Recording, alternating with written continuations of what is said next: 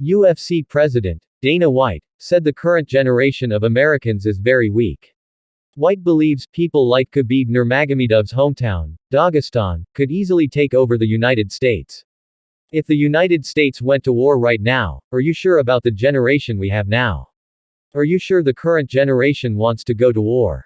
I think only a few people want to do it, said White in the Full Send program. White believes the United States would be very easy to defeat if it got involved in the current war. Few Americans dared to fight. Most of them would probably just sit there. Now there are very few people who are able to stand up and fight for this country. That's very scary, said White. A member of Khabib's crew from Dagestan could probably come in and take over this country now, because the current generation is just a bunch of weaklings. Our country is getting softer, weaker.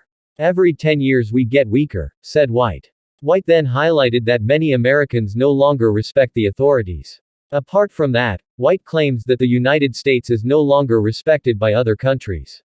I think every generation thinks the next generation is soft. If you look at everything that's going on in the world today, there's no respect for the police anymore, there's no respect for the military, White said. There is no respect for our country, our freedom, our way of life that we have here.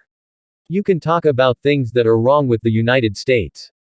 If this country fails, there is no other place to go, White said.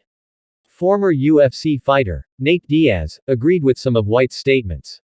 But Nate disagrees regarding Khabib and the Dagestan people. I agree. But Khabib and his friends wouldn't dare do anything, said Nate.